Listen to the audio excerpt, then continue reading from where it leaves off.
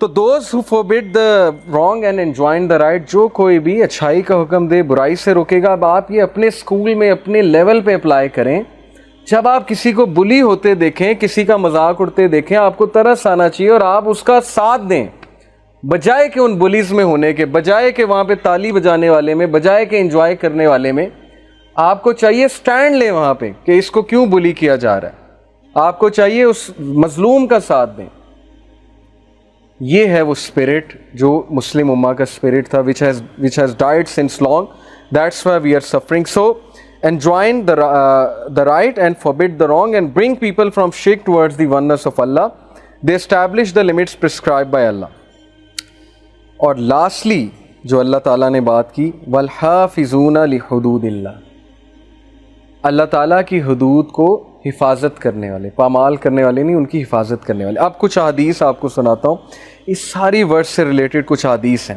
المغیرہ ابن شعبہ reported, the Prophet peace be upon him would pray until his feet were swollen. عابدون, Prophet صلی اللہ علیہ وسلم نماز ادا کیا کرتے تھے یہاں تک کہ ان کے فیٹ سویل کر جاتے تھے. It was said to him, why do you do this when Allah has forgiven your past and future sins? آپ ایسا کیوں کرتے ہیں, اللہ نے تو آپ کے گناہ معاف کر دیے سارے. He said, shall I not be a grateful servant? کیا میں شکر گزار بندہ نہ بنوں؟ نماز کا فلسفہ سمجھیں اس حدیث سے. نماز سے گناہ بھی معاف ہوتے ہیں, نماز سے بندہ برائیوں سے بھی بچتا ہے, نماز سے ایکسرسائز بھی ہوتی ہے, نماز سے پاکیزگی بھی ہوتی ہے, بہت سے فائدے ہیں. لیکن الٹیمیٹ فلاسفی رسول اللہ نے بتا دی, کیا میں اللہ کا شکر گزار بندہ نہ بنوں؟ جب آپ کسی کا شکریہ کرنا چاہتے ہیں, آپ کسی ایکشن کے تھرو کرتے ہیں, آپ صرف یہ جا کے تو نہیں کہیں گے نا شکریہ, وہ ایک اسمال تھینک ہے. اسی طرح اللہ تعالیٰ کا شکریہ کیسے ہوگا؟ Through action. اور وہ ایکشن کیا کہ میں اللہ کی عبادت کروں, میں اللہ کے آگے جھکوں, میں چیریٹی کروں وغیرہ وغیرہ. یہ ہے فلسفہ عبادت. پھر ایک زبردست حدیث, ابو ہریرہ رضی اللہ عنہ reported, the poor emigrants came to the messenger of Allah صلی اللہ علیہ وسلم.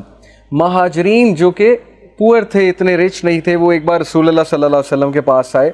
and they said, the wealthy have taken the highest degrees and blessed ranks.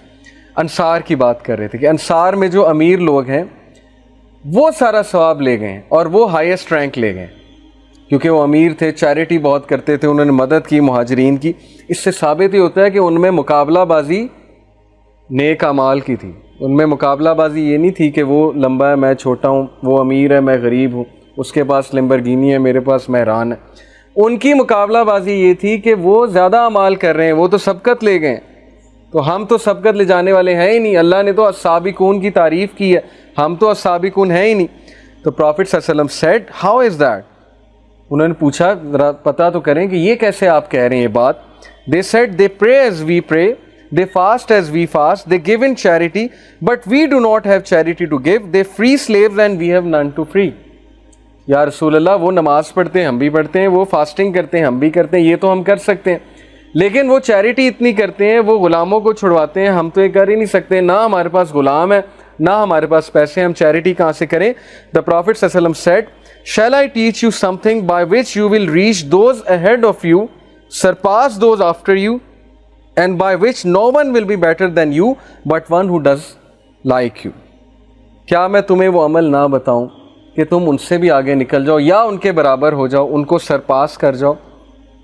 وہ عمل کیا ہے؟ They said, of course یا رسول اللہ بتائیے. The Prophet صلی اللہ علیہ وسلم said, glorify and exalt and praise Allah 33 times after every prayer. Glorify Allah, Subhan Allah. Exalt Allah, Allahu Akbar, and praise Allah, Alhamdulillah. Subhan Allah, Alhamdulillah, Allahu Akbar 33 بار جو ہر نماز کے بعد پڑھے گا, اور آخری بار لا الہ الا اللہ وحدہ لا شریک لہ لہ الملک و لہ الحمد وہو علی کل شیء قدیر, تو وہ رتبہ پا جائے گا اس شخص جیسا جو چیریٹی بھی کرتا ہے, غلاموں کو آزاد بھی کرتا ہے. تو دیکھیے اسلام میں ذکر کی اور اسلام میں اللہ تعالیٰ کی حمد بیان کرنے کا کتنی فضیلت ہے. تو مہاجرین اس آنسر پہ کتنا خوش ہوئے ہوں گے کہ چلو اگر ہمارے پاس سپینڈ کرنے کے لیے نہیں ہے تو یہ ہماری طرف سے چیریٹی ہے.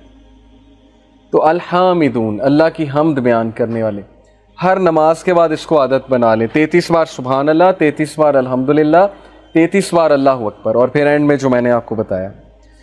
ابو ذر رپورٹڈ، ایک اور چین سے یہ حدیث تھوڑے سے مختلف الفاظ میں ملتی ہے.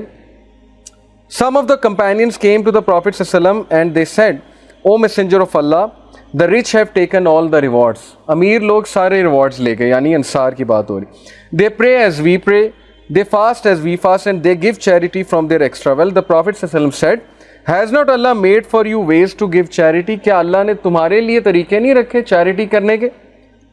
In every glorification of Allah is charity.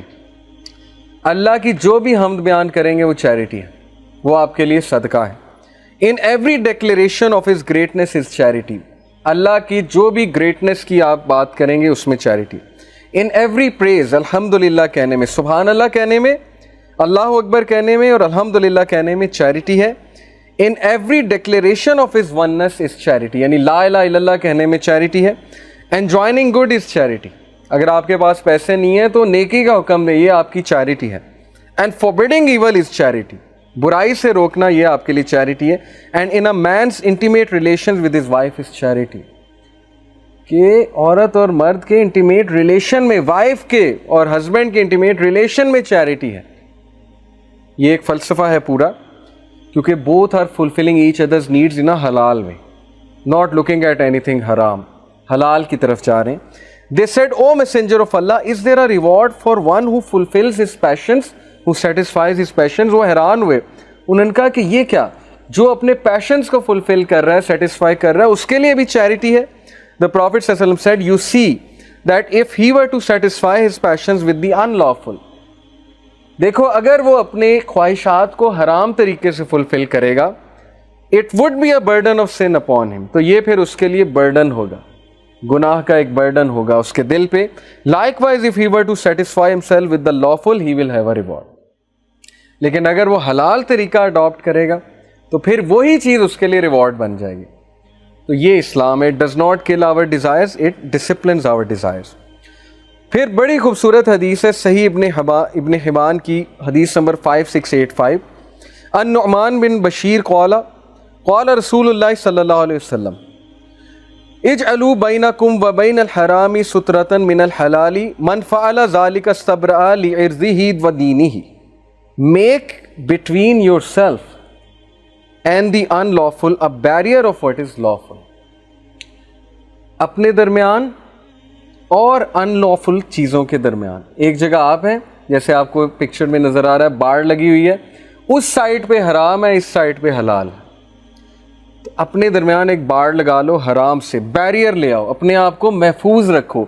جس بندے نے ایکسپوز کیا ہوا ہے اپنے آپ کو دن رات حرام سے، تو وہ تو پھر گیا.